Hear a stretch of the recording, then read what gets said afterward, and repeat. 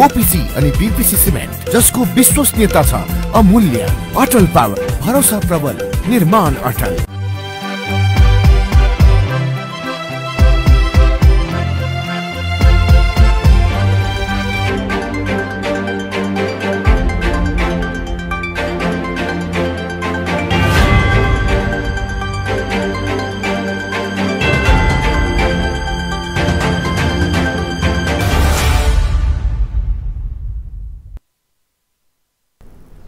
नमस्कार, राज्य खबरमा स्वागत छ। म कल्पना नेउपाने। सुरुमा राज्य खबरका हेडलाइनहरू।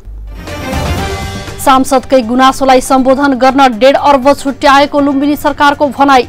सांसदले योजना छनौट मात्र गर्न पाउने मन्त्रीको दाबी। असंवैधानिक कदम विरुद्ध जनपरिचालन गर्ने विपक्षी गठबन्धनको ठहर। लोकतन्त्र रक्षार्थ संवैधानिक र राजनैतिक आन्दोलन जारी राख्ने सहमति। नदीले स्वरूप परिवर्तन गर्दा बुटोलका 100औं घर जोखिममा। बुटोल उपमहानगरपालिका र जनताको तटबन्धन बेखबर। इथियोपियामा सरकारी हवाई फौजद्वारा हमला। 60 जनाको मृत्यु, 40 जना भन्दा बढी घाइते।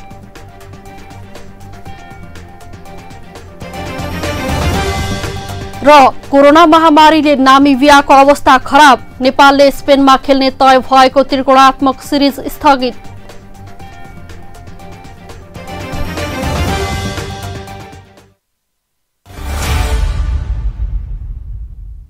नेपाल गुणस्तर चिन्ह प्राप्त अटल पावर ओपीसी तथा बीपीसी सिमेन्ट। मूल्यमा होइन, गुणस्तरमा विश्वास गर्नुहोस्। सस्तो सिमेन्टको प्रयोग गरेर आफ्नो निर्माणलाई कमजोर नबनाउनुहोस्। अटल पावर ओपीसी अनि बीपीसी सिमेन्ट, जसको विश्वसनीयता छ अमूल्य। अटल पावर, भरोसा प्रबल, निर्माण अटल।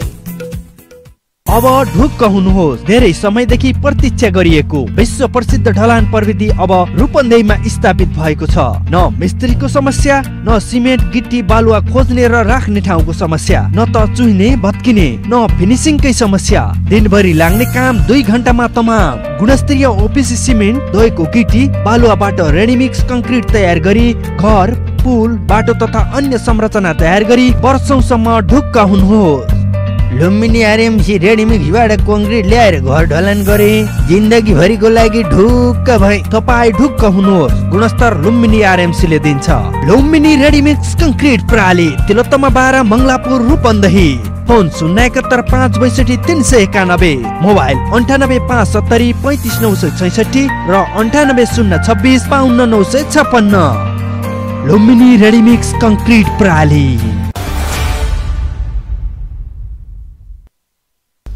अब खबर विस्तारमा। लुम्बिनी प्रदेश सरकारले कोभिड नियन्त्रण, प्रदेश राजधानीको पूर्वाधार विकास तथा सांसद लक्षित कार्यक्रमका लागि बजेट छुट्याएकाले बजेटको आकार वृद्धि भएको जनाएको छ। आर्थिक मामिला तथा योजना मन्त्रालयले आज पत्रकार सम्मेलन गरी आगामी आर्थिक वर्ष 2078-79 को बजेटको आकार बढ्नुको कारणबारे बताएको हो। लुम्बिनी प्रदेश सरकारले आगामी आर्थिक वर्ष 78-79 को बजेट चालु आर्थिक वर्षको तुलनामा 4 अर्ब 60 करोड 72 लाख बढीको ल्याएको छ। प्रदेश सरकारले आगामी आर्थिक वर्षका लागि 40 अर्ब 95 करोड बराबरको बजेट ल्याएको हो। कोरोना नियन्त्रणमा केन्द्रित गरी सरकारले बजेट ल्याएको छ, तर त्यही बजेटमा भने सांसद लक्षित गरी 1.5 अर्ब बजेट छुट्याइएको भन्दै आलोचना भएको छ। बजेट र नीति कार्यक्रममा नराखेर सांसदका लागि बजेट ल्याएको विषय सार्वजनिक भएपछि आर्थिक मामिला तथा योजना मन्त्रालयले पत्रकार सम्मेलन गरी बजेटका प्राथमिकता र आकार वृद्धिका कारणबारे खुलाएको छ। सांसदहरूले नै आफ्नो निर्वाचन क्षेत्रका कार्यक्रम नपरेको गुनासो गरेकाले निर्वाचन क्षेत्र र जनतासँग जनप्रतिनिधि कार्यक्रमका नाममा बजेट छुट्याइएको आर्थिक मामिला तथा योजना मन्त्री बैजनाथ चौधरीले बताउनुभयो। 87x50 भन्ने एउटा शीर्षकमा हामीले राखेका छौं। त्यसमा समानुपातिक र प्रत्यक्षलाई कुनै विभेद छैन यो रकम। किनभने अब यहाँ त के भयो भन्दा समानुपातिकलाई यति अनि त्यहाँबाट प्रत्यक्षलाई यति भन्ने जुन एउटा डिस्क्रिमिनेसनको जुन कुरो आइरहेको थियो, त्यसलाई हामीले एउटै निर्देशिका मार्फत चाहिँ भनौँ न प्रत्यक्षलाई पनि र समानुपातिकलाई पनि दुईटैलाई त्यही निर्देशिकाले नै गाइड गर्ने गरी हामीले निर्देशिका बनाउन गइरहेका छौँ। यद्यपि अहिले निर्देशिका बनिसकेको छैन, त्यसको ड्राफ्ट मात्रै हामीले अब तयार गरेका छौँ। अब यो चाहिँ अब निर्देशिका हामीले बनाउँछौँ, अनि पछि अब केन्द्रले त फागुन चैत्रमा बनाउँछ हामीले त्यस्तो गर्दैनौँ। हामी साउनभित्र निर्देशिका बनाएर साउन भदौदेखि नै कार्यान्वयनमा हामीले ल्याइहाल्छौँ। कोरोनाका कारण अन्य प्रदेशले बजेटको आकार घटाएका छन्, तर लुम्बिनीले भने बजेटको आकारसँगै केही नयाँ कार्यक्रम पनि थप गरेको छ।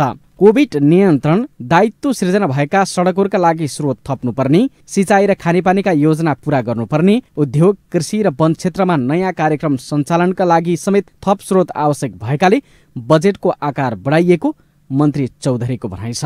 यो कोभिड-19 को नियन्त्रण र उपचारलाई थप प्रभावकारी बनाउनको लागि सबभन्दा पहिलो फोकस हामीले चाहिँ यो भनौँ न हेल्थ सेक्टरलाई र खास गरेर यो कोभिडको रोकथामलाई नै हामीले राखेका छौँ, जस अन्तर्गत चाहिँ स्वास्थ्य संस्थाहरूको स्तर उन्नतिमा अलिकति बजेट चाहिँ हामीले फोकस गरेका छौँ। त्यो भनेको के हो भन्दाखेरि अहिले 12वटै जिल्लाका जति पनि अब 15 बेडका अस्पतालहरूलाई पनि हामीले 50 बेडमा स्तर उन्नति गर्ने गरी अब अहिले हामीले बजेटलाई फोकस गरेका छौँ। त्यसो त प्रदेश सरकारले स्थायी राजधानी दाङ देउखुरी उपत्यकामा पूर्वाधार विकास प्रदेशसभा भवन निर्माण गर्नुपर्ने भएकाले पनि बजेटको आकारमा वृद्धि भएको पुष्टाइ गरेको छ। सरकारले आन्तरिक आमदानी बढ्ने महत्वाकांक्षी अपेक्षा पनि राखेको छ। घर जग्गा रजिस्ट्रेसन, वन क्षेत्र व्यवस्थापन र नदीजन्य पदार्थको आमदानीलाई मुख्य स्रोत मानेको छ। वित्तीय समानीकरण अनुदानमा चाहिँ यसपालि भनौँ न 77-78 को संशोधित अथवा यो चालुको संशोधित चाहिँ 7 अरब 63 करोड 71 लाख थियो भने हामीले चाहिँ आगामी वर्षको लागि 8 अरब 2 करोड 57 लाख प्रक्षेपण गरेका छौँ, अनुमान गरेका छौँ, प्रस्ताव गरेका छौँ। सशर्त अनुदानमा 5 अरब 81 करोड 36 लाख थियो भने आगामी वर्ष सशर्त अनुदान पनि बढेको छ। त्यो कति बढेको छ भन्दाखेरि यसपालि 6 अरब 23 करोड 3 लाख रुपियाँ सशर्त अनुदानमा पनि बढेको छ। लुम्बिनी प्रदेशले ल्याएको बजेट प्रदेश सभामा छलफल हुनै सकेको छैन। विपक्षी दलले संसद बैठकमा आफ्नो कुरा राख्दै सामूहिक बहिष्कार गर्न थालेपछि बजेटमाथिको छलफल रोकिएको हो। सरकारले एकैचोटि बजेट पारित गर्ने गरी असार 27 गतेलाई पर्खिएको छ भने विपक्षीहरूले सरकार ढाल्ने रणनीतिमा लागि परेका छन्। बजेटसँगै अल्मलिएको प्रदेशको राजनीति के हुन्छ त्यो दलहरूलाई नै थाहा होला, तर कोरोनाले थलिएको अर्थतन्त्र चलायमान बनाउन बजेटले कति उत्साहित बनाउँछ त्यसबारे भने गम्भीर रूपमा बहस हुन सकेको छैन। राज्य खबरका लागि खबर ब्युरोको रिपोर्ट।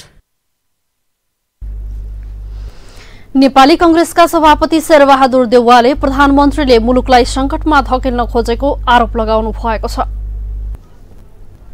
बिहिबार संसद भवन नयाँ बानेश्वरमा विपक्षी गठबन्धनले सम्पादकहरूसँग छलफल गरेको छ। उक्त छलफलमा नेपाली कांग्रेसका सभापति शेरबहादुर देउवाले 2 पटकसम्म संसद विघटन गरी अध्यादेशबाट मुलुक सञ्चालन गर्न खोज्ने काम प्रधानमन्त्रीले गरेको र यसले मुलुकलाई संकटमा धकेल्ने काम भएको बताउनु भएको हो। उहाँले बहुमत सांसदहरूको दाबी राष्ट्रपतिबाट अस्वीकार गरेपछि 5 दल अदालत जानु परेको समेत जिकिर गर्नुभयो। प्रधानमन्त्रीको असंवैधानिक कदमको विरुद्ध आवश्यक परे जनपरिचालन गर्ने समेत उहाँको भनाइ छ। रूपमा गरिएको प्रतिनिधिसभाको विघटनले लोकतन्त्रमाथि नै खतरा उत्पन्न गरेको छ। प्रतिनिधिसभाका बहुमत 149 सदस्यको हस्ताक्षर सहित राष्ट्रपतिको आह्वान अनुसार हामीले प्रधानमन्त्रीका लागि दाबी सहित पेश गरेको आवेदनलाई स्वेच्छाचारी किसिमले अस्वीकार गर्दै लोकतान्त्रिक मूल्य र मान्यतामाथि नै प्रहार गरिरहेको छ। तसर्थ हामीले संवैधानिक अधिकार र लोकतन्त्रको लागि सर्वोच्च अदालतमा निवेदन दिएका छौँ। हामीहरू राष्ट्रिय हितको सुरक्षा, नेपालको संविधान, लोकतन्त्र, संसदको रक्षा तथा जनतालाई महामारी व प्राकृतिक विपत्तिबाट जोगाउने उद्देश्यका साथ 5 राजनीतिक दलहरूको संयुक्त मोर्चाका साथ अग्रसर छौँ। सभापति देउवाले सबै मित्र राष्ट्र र अन्तर्राष्ट्रिय समुदायसँग नेपालको संविधानमा उल्लेखित राष्ट्रिय हितमा आधारित स्वतन्त्र परराष्ट्र नीतिको आधारमा सुमधुर सम्बन्ध कायम गर्न चाहेको पनि बताउनुभयो। त्यस्तै एमालेका वरिष्ठ नेता माधव कुमार नेपालले देशको स्वाधीनता, स्वाभिमान र राष्ट्रहितको रक्षाका लागि संघर्ष गरिरहेको बताउनुभयो। उहाँले ओलीको अहंकारले संसद विघटन गरे पनि कोर्स करेक्सन गर्न सकिने जिकिर गर्नुभयो। देशको स्वाभिमानको रक्षा गर्ने, राष्ट्रिय हितको रक्षा गर्ने हाम्रो चिन्ता र संस्कार त्यहाँ छ। हामी कोर्स करेक्सन गर्न चाहिरहेका छौँ। केपी ओलीले राइटिस्ट कोर्समा निस्कँदै हुन्छ। हामी त्यसलाई पोजिटिभ डिरेक्सनमा लानु खोजिरहेका छौँ। देशमा रहेका, समाजमा रहेका सबै सकारात्मक शक्तिहरूसँग हामी हाते मार्नु गर्दै अघि बढ्न चाहन्छौँ। त्यसका बावजुद पनि हामी चाहन्छौँ मानिसहरू कहिलेकाहीँ गल्ती हुन्छ। गल्तीलाई स्वीकार गरेर फेरि कोर्स करेक्सन गरेर आउनुहुन्छ भने केपी ओलीजीलाई स्वागतै गर्नुपर्छ है शेरबहादुरजी। त्यस्तै जनता समाजवादी पार्टीका अध्यक्ष उपेन्द्र यादवले लोकतन्त्रलाई समाप्त पारेर ओलीले निरङ्कुश शासन चलाउन चाहेको आरोप लगाउनुभयो। अध्यादेश मार्फत शासन चलाउने संवैधानिक अङ्गहरू तहस नहस पार्दै मुलुकलाई स्वेच्छाचारी र निरङ्कुशतातिर लैजाने प्रयत्नमा लागेको उहाँको भनाइ छ। लोकतन्त्र, प्रेस स्वतन्त्रता र संविधानमा माथि विश्वास छैन। उनीले यी सबैलाई समाप्त पारेर निरङ्कुश र स्वेच्छाचारी शासन चलाउन चाहन्छन् भन्ने कुरा त्यहाँ स्पष्ट थियो। त्यसमा कुनै भ्रम हाल्न छैन। र हाम्रो आपत्ति कहाँ हो भन्दाखेरि यो विघटन सबै असंवैधानिक, यसले लोकतन्त्र र संविधानलाई समाप्त पारेर स्वेच्छाचारी शासन लाद्नका लागि गरिएका हुन्। राष्ट्रपतिको भूमिका पनि सन्देहास्पद, प्रश्नवाचक र शङ्कास्पद। जसपाका अध्यक्ष यादवले लोकतन्त्र र संविधानको रक्षाका लागि विपक्षी गठबन्धनले राजनैतिक र कानुनी रूपमा लडिरहेको र आगामी दिनमा समेत गठबन्धन मिलेर अघि बढ्ने जिकिर गर्नुभएको छ। राज्य खबरका लागि खबर ब्युरोको रिपोर्ट। गण्डकी प्रदेशका मुख्यमन्त्री कृष्णचन्द्र नेपाली पोखरेलले प्रदेशवासीलाई कोरोना विरुद्धको खोप दिलाउन प्रदेश सरकार प्रतिबद्ध रहेको बताएका छन्। पोखरा महानगरपालिकाको 9 नगरसभामा आज उहाँले नागरिकको जीवन जोगाउन र उनीहरूको स्वास्थ्य रक्षाका लागि बजेटको अभाव नहुने भनाइराख्नुभयो। संघ सरकारले अनुदानका रूपमा पाउने र खरिद गर्ने बाहेक पनि निजी क्षेत्रबाट खोप खरिद गर्न सकिने प्रावधानका बारेमा समेत आफूहरूले अध्ययन गरिरहेको मुख्यमन्त्री पोखरेलले बताउनुभयो। कोभिडलाई कसरी नियन्त्रण गर्ने, यसको प्रभावलाई कसरी हामीले नियन्त्रण गर्ने, यी कुराहरूतर्फ हामी लागेका छौँ। र पहिलो हाम्रो के हो भन्दा प्रदेशवासीहरूलाई भ्याक्सिन निःशुल्क उपलब्ध गराउने पहिलो लक्ष्य छ र हामीले त्यसलाई बजेटको पनि व्यवस्थापन गरेका छौँ। भोलिका दिनमा त्यो कार्यान्वयन गर्ने सन्दर्भमा निश्चित रूपमा महानगरपालिकासँग पनि सहकार्य गरेर जानुपर्ने अवस्था छ। संघीयताको आधार स्तम्भ स्थानीय तहलाई थप मजबुत र अधिकार सम्पन्न गराउन संघ र प्रदेश सरकार लाग्नुपर्ने उहाँले बताउनुभयो। उहाँले लोकतन्त्रको आधार स्तम्भ स्थानीय तहको संस्थागत विकासका माध्यमबाट लोकतन्त्रलाई सुदृढ बनाउनु पर्ने बताउनुभयो। कार्यक्रमको सुरुमा मुख्यमन्त्री पोखरेलले महानगरले प्रकाशन गरेको कानूनहरूको संगालो विमोचन गर्नुभयो। यसैबीच पोखरा महानगरले आगामी आर्थिक वर्षका उपमेयर मन्जुदेवी गुरुङले 6 अर्ब 27 करोड 75 लाखको आय व्ययको अनुमान बजेट प्रस्तुत गरेकी छन्। महानगरको कुल बजेट मध्ये चालुतर्फ 2 अर्ब 90 करोड 94 लाख अर्थात् 46.4% र पुँजीगत तर्फ 3 अर्ब 36 करोड 80 लाख 53.6% प्रस्ताव विनियोजन गरिएको छ। आगामी आर्थिक वर्षको लागि कुल रु 6 अर्ब 27 करोड 75 लाखको आय व्ययको विवरण पेश गरेको छु।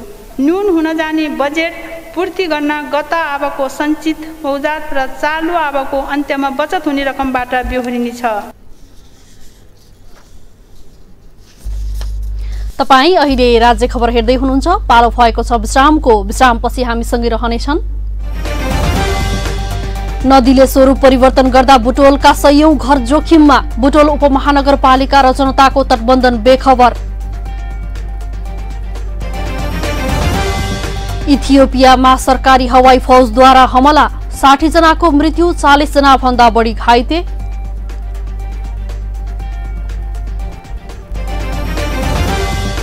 र कोरोना महामारीले नामिबियाको अवस्था खराब, नेपालले स्पेनमा खेल्ने तय भएको त्रिकोणात्मक सिरिज स्थगित।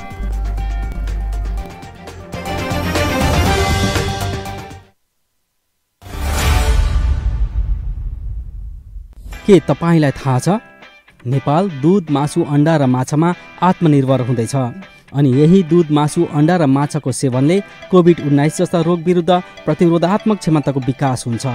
त्यसैले दूध, मासु, अण्डा र माछाको नियमित सेवन गरौँ, स्वस्थ बनाऊ। पशुपक्षी तथा मत्स्य विकास निर्देशनालय, जानकीनगर, रूपन्देही। खोक्न फेरि सुरु भयो है? चुरोट छोड्नु भनेको मान्नुहुन्न? खासै खोकी छैन। थाहा छ, चुरोट, खैनी जस्ता सुर्तीजन्य पदार्थ सेवन गर्नेहरूलाई कोरोना संक्रमण भएमा गम्भीर लक्षण देखिने र जटिलता समेत हुन्छ। थाहा छ, तिमीले पनि अनेक कुरा थाहा पाउँछौ। हो त, सुर्तीजन्य पदार्थले फोक्सोमा पहिले नै क्षति पुगिसकेको हुन्छ अनि कोरोना संक्रमण भयो भने झन् क्षति पुर्याउँछ। अनि अरू? फेरि चुरोट, सुर्ती, हुक्का खाँदा हातका औँलाले ओठ, मुख र नाकमा छुने, अझ एक अर्का बीच साटासाट गरी खानेहरूमा त कोरोना सर्ने जोखिम झन् बढी हुन्छ। हो र? नयाँ तर निकै महत्त्वपूर्ण कुरा भन्यौ तिमीले। अबदेखि म कुनै पनि किसिमको सुर्तीजन्य पदार्थ खाँदै खान्न। सुर्तीजन्य पदार्थको सेवन गर्नेहरूमा कोभिड-19 को संक्रमणको गम्भीर लक्षणदेखि जटिलता समेत हुन्छ। त्यसैले सुर्तीजन्य पदार्थ कहिल्यै सेवन नगरौं। कोभिड-19 बाट बचौं र बचाऊ।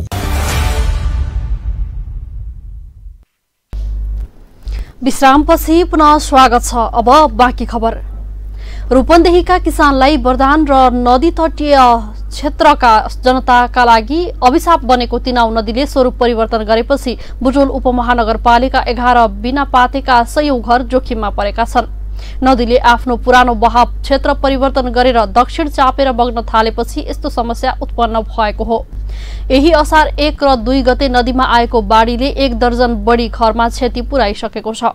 यस क्षेत्रमा ठूलो क्षति भइसक्दा पनि बुटोल उपमहानगरपालिकाका र जनताको तटबन्धन कार्यक्रमले ध्यान नदिएको स्थानीयले गुनासो गरेका छन्।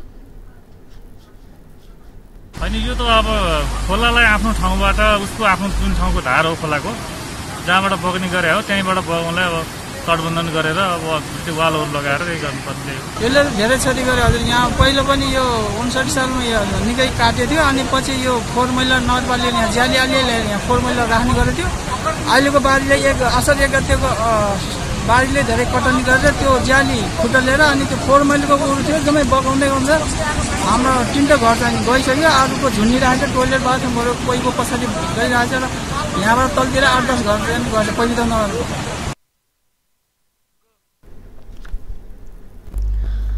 नेपाली कांग्रेस बुटोल नगर समितिका सभापति खेलराज पाण्डेले यो क्षेत्रको समस्या समाधान गर्न सरकारवाला निकायको तत्काल ध्यान जानुपर्ने बताउनुहुन्छ।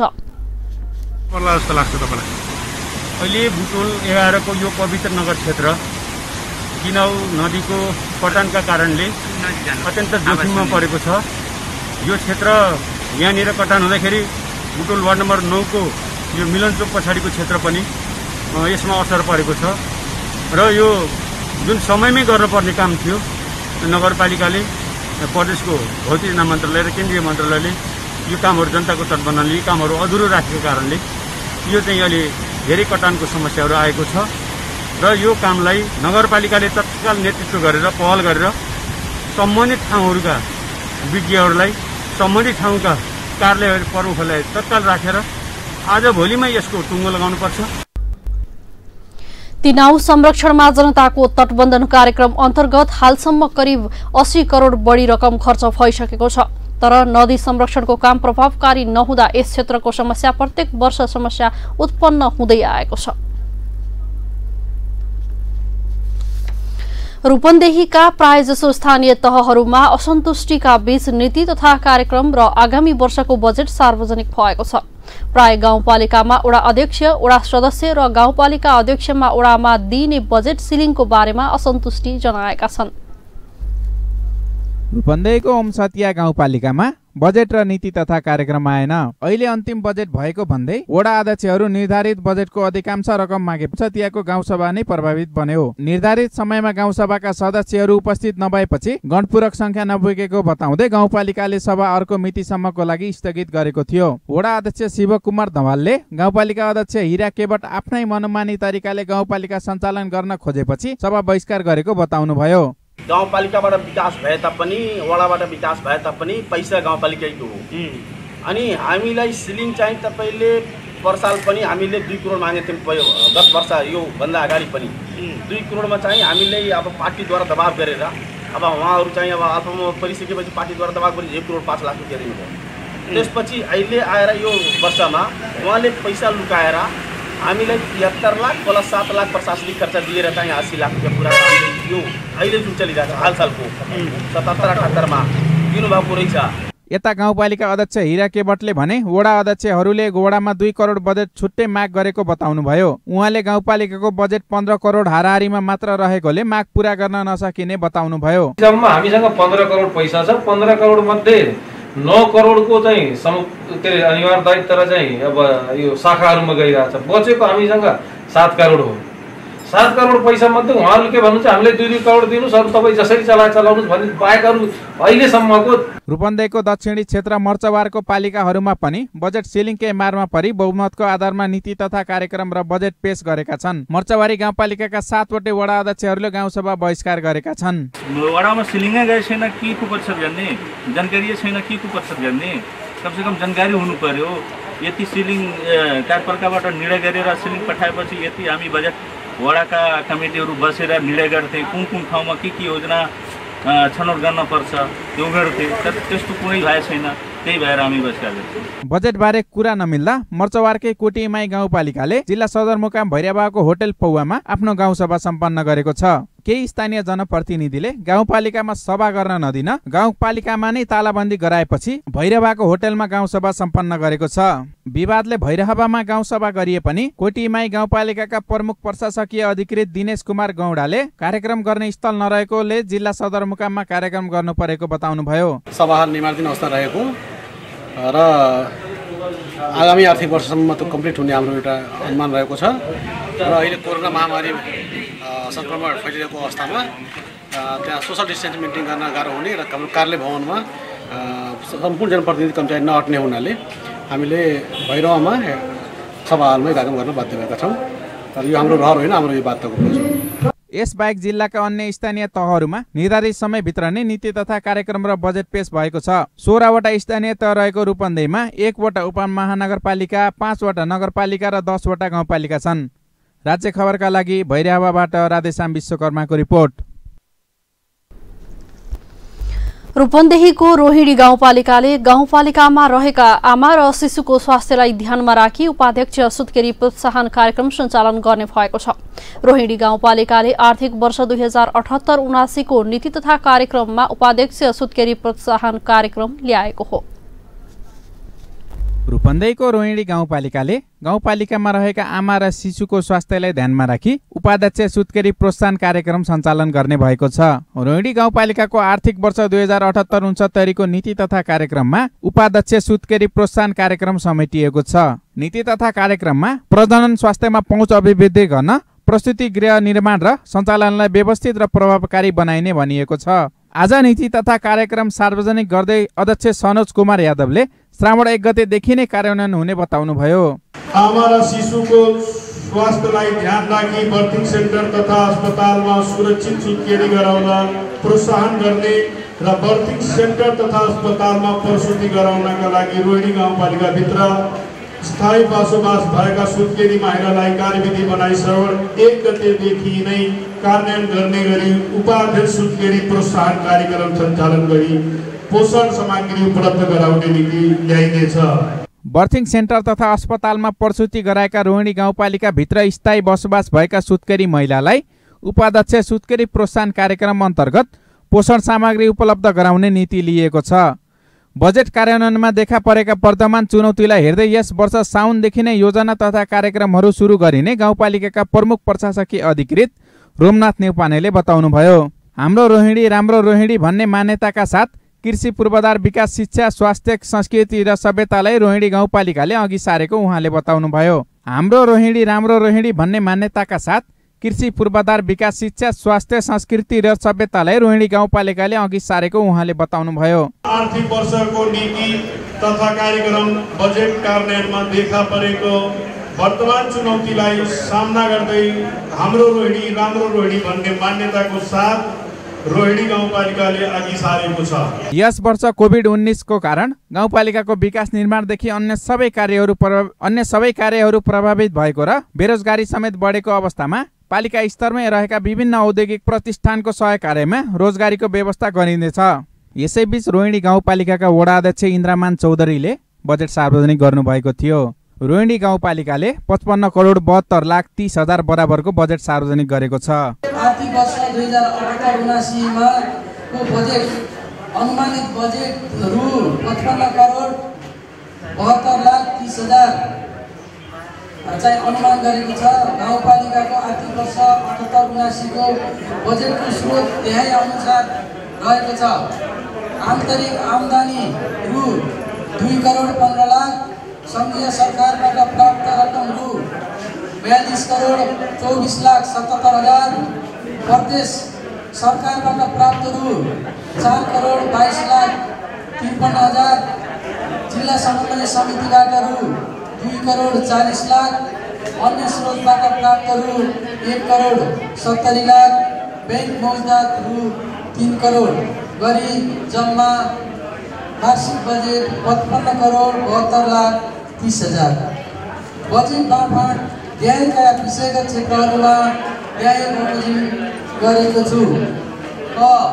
आर्थिक विकासतर्फ रु 3 करोड 74 लाख 6 हजार, सामाजिक विकासतर्फ रु 26 करोड 93 लाख 23 हजार, पूर्वाधार विकासतर्फ रु 13 करोड 34 लाख 65 हजार, सुशासन तथा अन्तर सम्बन्धित क्षेत्र तर्फ रु 2 करोड 50 लाख 36 हजार, कार्यालय सञ्चालन तथा व्यवस्थापन तर्फ रु 9 करोड 20 लाख 61 हजार गरी जम्मा रु 55 करोड 72 लाख 30 हजार। तपाई अहिले राज्य खबर हेर्दै हुनुहुन्छ। एकैछिन विश्राम। सूचना। कालो ढुसीबाट बच्न सफा र सुक्खा मास्कको प्रयोग गरौँ। नियमित रूपमा साबुन पानीले हात धुने गरौँ। नुनिलो पानीले नाक सफा गरौँ। मधुमेह भएका बिरामीले सुगर नियन्त्रणमा राखौँ। व्यक्तिगत सरसफाइमा ध्यान राखौँ। रोगबाट आफू बचौँ, अरूलाई पनि बचाउँ। नगर प्रमुख तथा बुटुल उपमहानगरपालिकाद्वारा जनहितमा जारी सन्देश।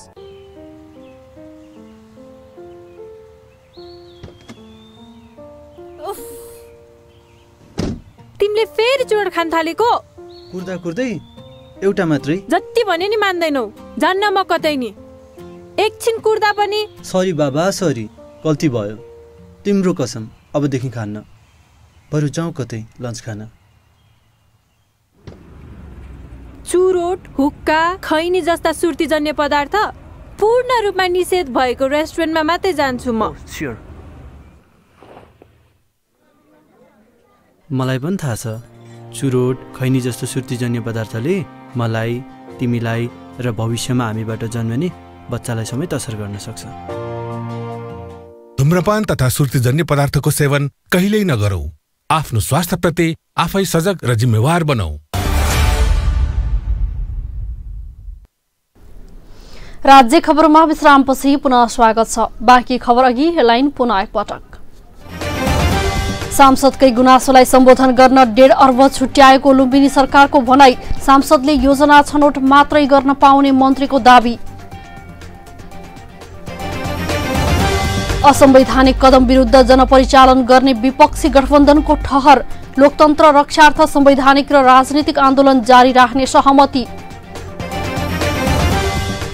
नदीले स्वरूप परिवर्तन गर्दा बुटोलका सयौं घर जोखिममा। बुटोल उपमहानगरपालिका र जनताको तटबन्धन बेखबर। इथियोपियामा सरकारी हवाई फौजद्वारा हमला। 60 जनाको मृत्यु, 40 जना भन्दा बढी घाइते।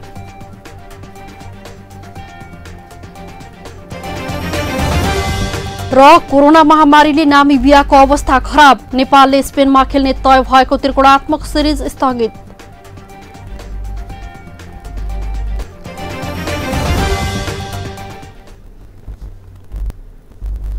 अब बाँकी खबर। प्रधानमन्त्री केपी शर्मा ओलीको राजीनामा र प्रतिनिधि सभा पुनः स्थापनाको मागसहित विपक्षी गठबन्धनका विद्यार्थीहरूले सड़क आन्दोलन शुरू गरेको छ। नेपाली कांग्रेस निकट, नेवी संघ माओवादी केन्द्र निकट, अखिल क्रान्तिकारी एमाले नेता माधव नेपाल निकट, अनिराज बियु लगायत विद्यार्थी संगठनले काठमाडौँको प्रदर्शनी मार्गमा विरोध प्रदर्शन गरेका हुन्। विद्यार्थी संगठनको प्रतिनिधि सभा विघटनलाई प्रतिगमन भन्दै त्यो नसचिएसम्म विद्यार्थी आन्दोलन नरोकिने बताए। विरोध प्रदर्शन पछिको कोण सभालाई सम्बोधन गर्दै नेवी संघका अध्यक्ष राजीव ढुङ्गानाले प्रधानमन्त्री ओली आफ्नो सत्ता जोगाउन विदेशी शक्तिसँग सम्झौता गरिरहेको आरोप लगाए। ढुङ्गानाले विद्यार्थी आन्दोलनले केपी ओलीको सत्ता ढाल्ने दावी गरे। ओलीको सत्ता नढाल्दासम्म विद्यार्थी आन्दोलन जारी रहने उनले बताए। अखिल क्रान्तिकारीका अध्यक्ष रञ्जित तामाङले प्रधानमन्त्री ओलीले नेपाललाई सिक्किमीकरणको दिशामा लगेको आरोप लगाए। उनले सर्वोच्च अदालतले 8-10 दिनमा ओलीलाई बालकोट पठाउने दावी गरे। माधव नेपाल पक्ष अखिलका अध्यक्ष सुदेश पराजुली, अखिल छैटौंका अध्यक्ष विमल पोखरेलले प्रधानमन्त्री ओली संवैधानिक र राजनीतिक रूपमा समाप्त हुने दिशामा गएको दावी गरे। ओलीको सत्ता लम्बिनु विद्यार्थी आन्दोलनका लागि फाइदा हुने टिप्पणी गरे। पराजुलीले राष्ट्रपति प्रधानमन्त्रीको प्यादा बनेको आरोप लगाए।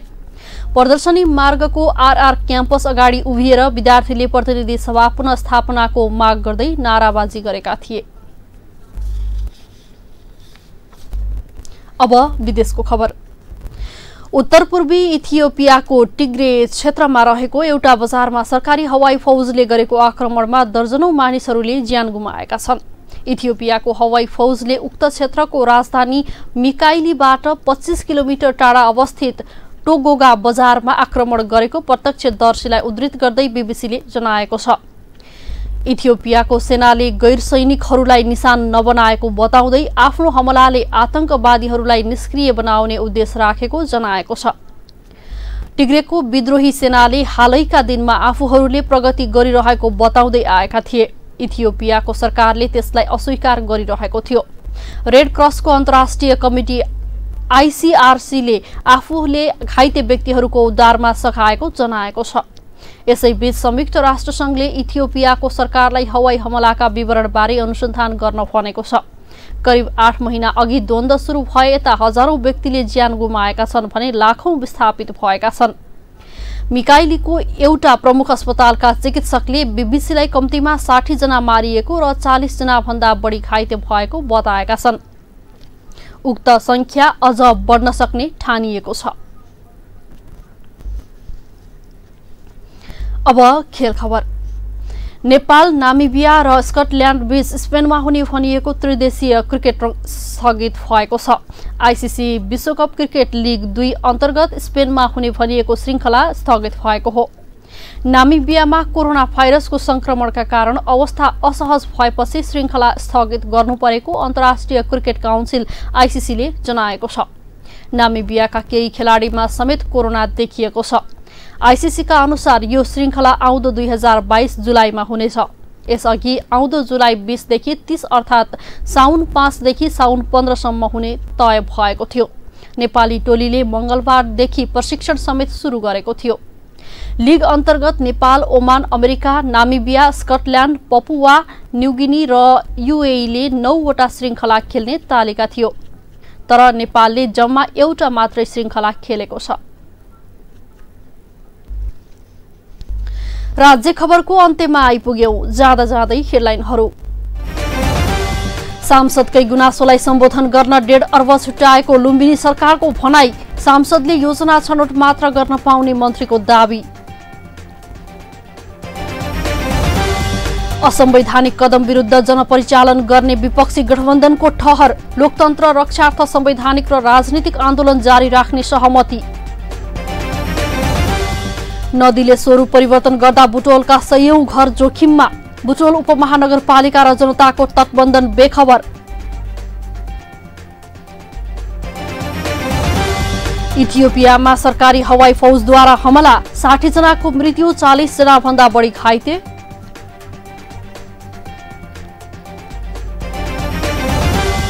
र कोरोना महामारीले नामिबियाको अवस्था खराब, नेपालले स्पेनमा खेल्ने तय भएको त्रिकोणात्मक सिरिज स्थगित।